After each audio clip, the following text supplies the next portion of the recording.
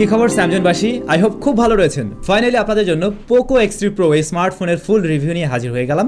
আপনারা প্রচুর রিকোয়েস্ট করেছিলেন এটার রিভিউটা তাড়াতাড়ি নিয়ে আসার জন্য। আমরা এর আনবক্সিং করেছিলাম আরও দীর্ঘদিন আগেই। তো আজকের ভিডিওতে আমি একদম ইন ডিটেলস আলোচনা না করে সরাসরি আমরা টেস্টিং রেজাল্টগুলো শেয়ার করছি। তবে তার আগে ধন্যবাদ জানাই আমাদের আজকের ভিডিও স্পন্সর সেলটেক বিডিকে। তারা মূলত আমাদের স্টুডিওতে পোকো X3 Pro পাঠিয়েছিল। বর্তমান সময় তাদের সব এটি অ্যাভেলেবেল রয়েছে এবং তাদের সবই রয়েছে বসুন্ধরা সিটির লেভেল 5-এ। ভিডিও ডেসক্রিপশনে সেলটেক বিডির যাবতীয় ইনফরমেশন দেওয়া থাকলো। এই স্মার্টফোনের বর্তমান মূল্য বাংলাদেশ মার্কেটে 26 থেকে 27 পর্যন্ত ভ্যারি করছে। আসলে দামটা স্টেবল নেই এই মুহূর্তে। সো চাইলে কয়েকদিন পরেও নিতে পারেন বা আপনারা যোগাযোগ করেও জেনে নিতে পারেন এই মুহূর্তে কেমন দাম রয়েছে। তো আনবক্সিং তো আগেই হয়েছে, ওই বিষয়ে বাদ থাকুক। এই হচ্ছে আমাদের স্মার্টফোনটি এবং মোবাইল ফোনটির লুকস ওই যে পোকো X3 অলমোস্ট সেরকমই। এবং এই মোবাইল ফোনটিও কিন্তু পলিকার্বনেট বা প্লাস্টিক বিল্ট, অর্থাৎ এর রিয়ার প্যানেল এবং বডি ফ্রেমটি রেগুলার পোর্টস অ্যান্ড বাটন সব কিছুই থাকছে। তবে এখানে কিন্তু হাইব্রিড সিম কার্ড স্লট দেওয়া হয়েছে। এটা মানে আমার কাছে খারাপ লেগেছে আর কি, ডেডিকেটেড দিলে আরও বেশি ভালো হতো। তবে এখানে আইআর ব্লাস্টার দেওয়া হয়েছে এবং রয়েছে USB Type-C port, 3.5mm headphone Jack এবং স্টেরিও স্পিকার সিস্টেম। এটা অবশ্যই ভালো বিষয়। তবে এই স্মার্টফোনটা এক হাত দিয়ে ব্যবহার করার উপযোগী নয়। অবশ্যই যাদের হাত অনেক বড় তারা পারলেও পারতে পারেন, নাও পারতে পারেন, কারণ এটা ওয়েটও মোটামুটি ভালো রয়েছে। ফোনটা একটু মোটাও বটে আর ফোনটা যথেষ্ট বড়ও বটে।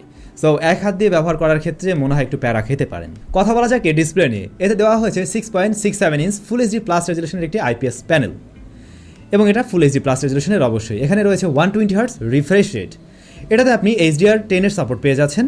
এর PPI ডেন্সিটি হলো 395। এখানে রয়েছে 450 নিটস ব্রাইটনেস। তো এই স্মার্টফোনটা যে বাজেটের, ধরুন ওই 26-27 হাজার টাকা, সেই হিসাবে আমাদের কাছে মনে হয় IPS না হলেই ভালো হতো। এখানে অ্যামোলেড সুপার অ্যামোলেড থাকলে আরও বেশি ভালো হতো। হ্যাঁ, অবশ্যই ভালো হতো। তবে এই ডিসপ্লেটার যে রিফ্রেশ রেট সেটা এক কথায় দুর্দান্ত। আমরা 120 হার্টজ রিফ্রেশ রেটের আরও বেশ কিছু ফোন ব্যবহার করেছি, রিভিউ করেছি, কিন্তু সেগুলোতে না অ্যাকচুয়াল ওই রেজাল্টটা মানে পেতে একটু কষ্ট হয়েছে এরকমটাই। তবে এই স্মার্টফোনের ক্ষেত্রে খুবই স্মুথ একটা এক্সপিরিয়েন্স পাওয়া যাচ্ছিল। সো ডিসপ্লের রিফ্রেশ রেট নিয়ে আপনি অবশ্যই সন্তুষ্ট থাকবেন। তবে যেহেতু IPS ডিসপ্লে, একদম সুপার অ্যামোলেডের মতো ওই রকমের কালার রিপ্রোডাকশন থাকবে না বা অতটা কালারফুল হবে না, সেটা স্বাভাবিক। আর এই ডিসপ্লেটার ব্রাইটনেসটা আমার কাছে তুলনামূলকভাবে একটু কম মনে হয়েছে। আমার যা মনে হয় আর একটু ব্রাইটনেস থাকলে অবশ্যই ভালো হতো। হ্যাঁ, অবশ্যই সানলাইটে গিয়েও ব্যবহার করা যায়, বাট তারপরেও একটু মনে হবে আর একটু থাকলে মনে হয় ভালোই হতো। আর এর যে চিন বা বেজেল সেটা বলা যায় ন্যারোই রাখা হয়েছে বা এই বাজেট অনুযায়ী ঠিকঠাক রয়েছে, অ্যাভারেজ। কিন্তু সাইডের এতে মনে হলো একটা কেমন শেড দেয় বা একটা হালকা ব্ল্যাক শ্যাডো টাইপের দেখা যায়, যেটা আমরা এর আগেও শাওমির বেশ কিছু স্মার্টফোনে কিন্তু লক্ষ্য করেছি, বিশেষ করে রেডমির ফোনগুলোতে। সো সেই টাইপের একটা প্রবলেম আমার মনে হয়েছে, কিন্তু এটা আহামরি ইস্যু বা অনেকের চোখে এই বিষয়টা নাও মনে হতে পারে। অ্যাজ এ IPS এর কালার রিপ্রোডাকশন খুব একটা খারাপ ছিল না, টাচ রেসপন্স খুবই ভালো পেয়েছি। ওভারঅল ডিসপ্লেটা খারাপ নয়, তবে আমার যা মনে হয় এখানে IPS-এই আরেকটু বেটার কোয়ালিটি দেওয়া যেত বা দিলে ভালো হতো। তবে এর রিফ্রেশ রেটটা আবার যথেষ্ট ভালোই রয়েছে। এই স্মার্টফোনে রয়েছে সাইড মাউন্টেড ফিঙ্গারপ্রিন্ট স্ক্যানার, যার পজিশন আমার হাত অনুযায়ী একদম পারফেক্ট, আর এটা খুবই ফাস্ট অ্যান্ড একুরেট। কথা বলা যাক এর ক্যামেরা নিয়ে। মোবাইল ফোনটির রেয়ারে থাকছে quad camera setup, 48 megapixel main shooter, এটি সনি IMX582 সেন্সর এবং এর অ্যাপারচার f1.8। এরপরে রয়েছে 8 মেগাপিক্সেলের আল্ট্রা ওয়াইড সেন্সর, 2 মেগাপিক্সেলের ডেপথ, 2 মেগাপিক্সেলের ম্যাক্রো শুটার, আর ফ্রন্ট ফেসিং হিসেবে থাকছে 20 মেগাপিক্সেলের ক্যামেরা। এর রেয়ারের যে মেইন ক্যামেরা তা দিয়ে ভিডিও রেকর্ড করা যাবে সর্বোচ্চ 4K 30 FPS-এ।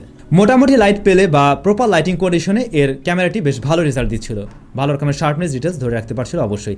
তবে মাঝে মাঝে মনে হলো কিছু ছবিতে একটু ওভার প্রসেসিং করে ফেলে, কিন্তু সেগুলো দেখতে খুব একটা খারাপ লাগে না। আর একটু লো লাইটে কন্ট্রাস্টি হয়ে যাচ্ছিল এবং শ্যাডো এরিয়াতে মনে হলো আর একটু ডিটেলস থাকলে অবশ্যই ভালো হতো। কিন্তু এর ডাইনামিক রেঞ্জ অবশ্যই ভালো ছিল বোথ ক্যামেরায়, অর্থাৎ আলট্রা ওয়াইড সেন্সরেও এবং এর মেইন সেন্সরেও। আর 48 মেগাপিক্সেল মোডে গেলে আর কিছুটা ডিটেলস বেড়ে যায়, সেই ক্ষেত্রে জুম করে নিয়েও ছবি তোলা যাচ্ছিল। কালার অ্যাকুরেসির ক্ষেত্রে অলমোস্ট বলা যায় ক্লোজ টু ন্যাচারাল।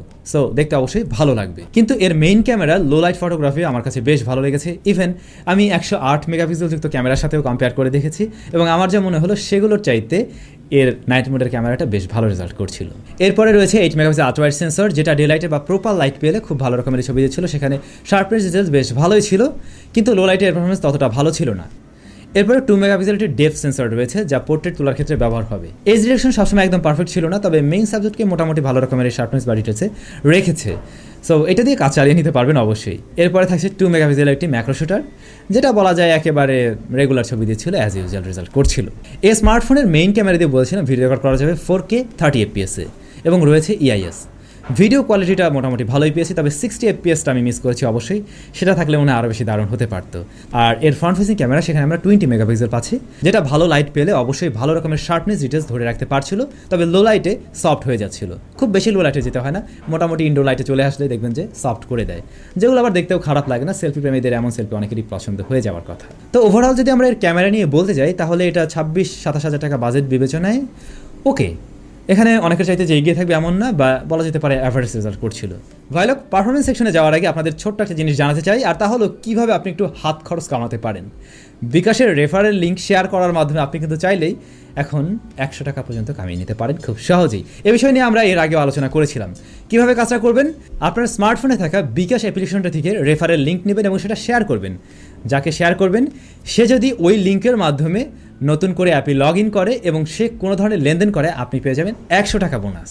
আর মনে রাখবেন, প্রতিটি সফল রেফারেলের জন্য কিন্তু আপনি 100 টাকা করে বোনাস পাচ্ছেন। তো আপনাদের জন্য সেরকম একটি রেফারেল লিঙ্ক আমার ভিডিও ডেসক্রিপশনে দেওয়া থাকলো, চাইলে আপনি তার মাধ্যমেও বিকাশ অ্যাপ্লিকেশনটা ডাউনলোড করে নিয়ে এই ধরনের কাজবাজ শুরু করে দিতে পারেন, কিছু হাত খরচ কামিয়ে নিতে পারেন। পারফরমেন্স, এই স্মার্টফোনটি 3টি ভ্যারিয়েন্টে লঞ্চ করা হয়েছে, 6128, 8128, 8256 জিবি। এর স্টোরেজ টাইপ 3.1, এই বিষয়টা একটু নজরে রাখবেন। এর স্টোরেজ টাইপ 3.1, যেটা কিনা আমরা দেখতে পাই একেবারে ফ্ল্যাগশিপ লেভেলের স্মার্টফোনগুলোতে দেওয়া হয়। সো আপনি স্টোরেজ টাইপটা খুবই ভালো পাচ্ছেন এবং ডাটা ট্রানজাকশনের ক্ষেত্রে আপনি খুব ভালো রকমের একটা স্পিড আপ লক্ষ্য করবেন। এই মোবাইল ফোনের প্রসেসর হিসেবে দেওয়া হয়েছে কোয়ালকম স্ন্যাপড্রাগন 860 অক্টাকোর প্রসেসর, যা 7 ন্যানোমিটার ফ্যাব্রিকেশনে তৈরি করা একটি প্রসেসর। মূলত কোয়ালকম স্ন্যাপড্রাগন 855+ যে প্রসেসরটা, ওটাই এটা, জাস্ট ওটাকে একটু আপগ্রেড করা হয়েছে। তো এটা মূলত একটি অক্টাকোর প্রসেসর এবং এর একটি কোর হলো 2.96 গিগাহার্টসের, যা কিনা ক্রায়ো 485 গোল্ড। এরপরে আরও 3টি কোর রয়েছে যা 2.42 গিগাহার্টসের, যা কিনা ক্রায়ো 485 গোল্ড। এছাড়া আরও যে 4টি কোর থাকে তা হচ্ছে 1.75 গিগাহার্টসের এবং তা ক্রায়ো 485 সিলভার মডেলের। এবং এর গ্রাফিক্স সেশনকে পাওয়ার করছে অ্যাড্রিনো 640। তো এই যে প্রসেসরের বিষয়ে শুনলেন, এই প্রসেসরটা এই স্মার্টফোনের সাথে কেমন পারফর্ম করেছে। এটা একেবারে একটা ফ্ল্যাগশিপ লেভেলের প্রসেসর, ইভেন আমরা লাস্ট ইয়ারও ব্যবহার হতে দেখেছি, লাস্ট ইয়ার না তার আগের ইয়ার আর কি। তো এর পারফরমেন্স খারাপ হওয়ার কথা না অবশ্যই, এবং এই স্মার্টফোনের সাথেও খুব ভালো রকমের একটা পারফরমেন্স দিয়েছে। এখানে আমরা MIUI 12 পেয়ে যাচ্ছি অ্যান্ড্রয়েড 11-এর সাথে, যেটাও মোটামুটি বলা যায় ভালোই পারফর্ম করেছিল। আমরা রেডমি নোট 10 প্রো ওই স্মার্টফোনে রিভিউ করার সময় বলেছিলাম যে সেখানে বাগ ভালুক অনেক কিছুই রয়েছে MIUI এর মাঝে, বাট এই স্মার্টফোনের ক্ষেত্রে কিন্তু সেই ধরনের সমস্যাগুলো খুব একটা পাওয়া যায়নি। হ্যাঁ, এখনও টুকটাক কিছু বাগ ইস্যু রয়েছে, কিন্তু আহামরি কিছু না যে আপনি মানে প্যারায় পড়বেন, ঝামেলা হবে এরকম কিছু না। রেগুলার কাজগুলো অনায়াসে সেরে ফেলতে পারছিল এই স্মার্টফোনটি। মাল্টিটাস্কিং বলুন বা একটু হেভি প্রেশার দিয়ে কাজ করার ক্ষেত্রেও কোনো ধরনের প্রবলেম হচ্ছিল না। এখানে অন্তত বেঞ্চমার্ক আমি কেমন পেয়েছি সেটা নিশ্চয়ই দেখতে পাচ্ছেন, খুব ভালো রকমের রেজাল্ট করেছে অবশ্যই। গেমিং টেস্টের জন্য আমরা প্রথমেই পাবজি রান করি, যা আপনি আলট্রা এইচডি আলট্রাতে খেলার সুযোগ পাচ্ছেন, এবং এই সেটিংসেও এর গেম প্লে ছিল খুবই স্মুথ, কোনো ধরনের ল্যাগ ফ্যাগের দেখা পাওয়া যাচ্ছিল না। দীর্ঘক্ষণ গেম প্লেতেও স্মার্টফোনটাতে আমি তেমন কোনো ল্যাগ ট্যাগ পাইনি। এরপর আমরা এখানে রান করি COD, যা আপনি ভেরি হাই গ্রাফিক্সে ম্যাক্স ফ্রেম রেটে খেলার সুযোগ পাচ্ছেন, এবং এই সেটিংসেও এই গেমটা আরও বেশি দারুণভাবে প্লেয়াবল ছিল, মনে হয় যেন বের হয়ে আসছিল এরকম একটা অবস্থা। এমনিতেও এই গেমটা অনেক বেশি অপটিমাইজড, সো এই ফোনের সাথে আরও বেটার রেজাল্ট করতে পারছিল অবশ্যই। এরপরে আমরা রান করেছিলাম অ্যাসফাল্ট 9। অ্যাসফাল্ট 9-এর ক্ষেত্রে আমরা খুব ভালো রকমের গ্রাফিক্স পেয়েছি, তবে আমি এখানে ল্যাগ পেয়েছি, টুকটাক বেশ কিছু ল্যাগ আমি পেয়েছি, তবে অবশ্যই প্লেয়াবল বা খেলে মজা পাবেন। আর লং টাইম গেমিংয়ের ক্ষেত্রে ফোনটা কতটা গরম হচ্ছিল সেটা একটা বিষয় থাকে। হ্যাঁ, এই স্মার্টফোনটা টুকটাক কিছু গরম হচ্ছিল, তবে একদম আহামরি অনেক হিট আপ হচ্ছিল এমনটাও নয়। এখানে লিকুইড কুলিং সিস্টেম ব্যবহার করা হয়েছে, যেটা দ্রুত সময় আবার এটাকে ঠান্ডা করতেও পারছিল, যার ফলে একটা ব্যালেন্স পারফরমেন্স আপনি পেতে পারেন লং টাইমের জন্য। সো পারফরমেন্স সেকশনে আমি বলতে পারি আপনি বোথ সাইডে খুব ভালো রকমের একটা রেজাল্ট পাচ্ছেন, অর্থাৎ রেগুলার কাজবাজ করার ক্ষেত্রে, হেভি প্রেশার দিয়ে কাজ করার ক্ষেত্রে, একই সাথে গেমিংয়ের ক্ষেত্রে। সো এই জায়গায় এটা একদমই উইনার এই বাজেটের, এটা একদম স্বীকার করতেই হয়। এরপরে থাকে এর ব্যাটারি। এই স্মার্টফোনে দেওয়া হয়েছে 5160 মিলিঅ্যাম্পারের ব্যাটারি, আর এর বক্সেই রয়েছে 33 ওয়াটের ফাস্ট চার্জিং সিস্টেম, যেটা দিয়ে এই স্মার্টফোনকে ফুল চার্জ করতে আমার সময় লেগেছিল 1 ঘন্টা প্লাস 5-7 মিনিটের মতো লেগেছিল। আর এই ব্যাটারি থেকে আপনি ব্যাকআপ পেয়ে যাবেন একদিনেরও অধিক সময়। আপনি যদি একেবারে রেগুলার ইউজার হন 1.5 দিন প্লাস সময় ব্যবহার করতে পারবেন, আর যদি একটু হেভি ইউজার হন একদিন অনায়াসে চালিয়ে নিতে পারবেন। এই স্মার্টফোনের আরও একটি ভালো বিষয় হলো এর স্পিকার কোয়ালিটি অবশ্যই ভালো ছিল। স্টেরিও স্পিকার যেহেতু খুব সুন্দর একটা সাউন্ড পাবেন, সারাউন্ডিং একটা সাউন্ড দেয়, যেটা শুনতে অবশ্যই ভালো লাগে ইভেন গেমিংয়ের ক্ষেত্রেও। আর এর সাউন্ড ফুল ভলিউমেও কোনো ধরনের ডিস্টরশন দিচ্ছিল না। এয়ারপিসের সাউন্ডও অবশ্যই ভালো ছিল। নেটওয়ার্ক জনিত কোনো ধরনের ইস্যু পাইনি আমি। ইন্টারনেট ব্যবহার করা হয়েছিল বোথ কানেকশনে, ওয়াইফাই এবং 4G-তে, সো সেই ক্ষেত্রেও কোনো ধরনের প্রবলেম পাওয়া যায়নি। তো ওভারঅল এই ছিল এই স্মার্টফোনের বিষয়বস্তু। এখন ফাইনালি এই বাজেটে এই প্যাকেজটা আসলে কেমন হয়েছে। আমার বাজেট যদি এটাই হতো তাহলে হয়তো আমি এটাই নিতাম, কারণ আমার কাছে পারফরমেন্সটা অনেক বড় বিষয়। সো আমি হয়তো এটা চয়েস করতাম। তারপরে আপনাদের উপরে ডিসিশনটা থাকতে পারে, কারণ হলো ডিসপ্লের একটা বিষয় রয়েছে, এবং সত্যি বলতে আইপিএস আরও বেটার কোয়ালিটিরও হয়। আমরা ইভেন শাওমির ফোনে আরও বেটার কোয়ালিটির আইপিএসও দেখেছি। সেই হিসাবে আমার মনে হয়েছে এখানে আর একটু কোয়ালিটি দেওয়ার জায়গা ছিল অবশ্যই। এছাড়া এই স্মার্টফোনের যে লুকস, সেটা অনেকের কাছে ভালো নাও লাগতে পারে। স্মার্টফোনটা বেশ বড় সড়ো এবং মোটা, এটাও ভালো না লাগতে পারে। এরপরে এই স্মার্টফোনে রয়েছে হাইব্রিড সিম কার্ড স্লট। সো এটাও আপনি হিসাব করবেন, আপনি কি 2টি সিম একসাথে ব্যবহার করবেন, নাকি আপনি একটি মেমোরি কার্ড একটি সিম ব্যবহার করবেন। সো এই বিষয়গুলো দেখে শুনে বুঝে আপনার যদি মনে হয় এটা আপনার জন্য একটা দারুণ প্যাকেজ, অবশ্যই নিয়ে নিতে পারেন। তবে এই বাজেটে গেমারদের জন্য এটা একদম সেরা একটা জিনিস।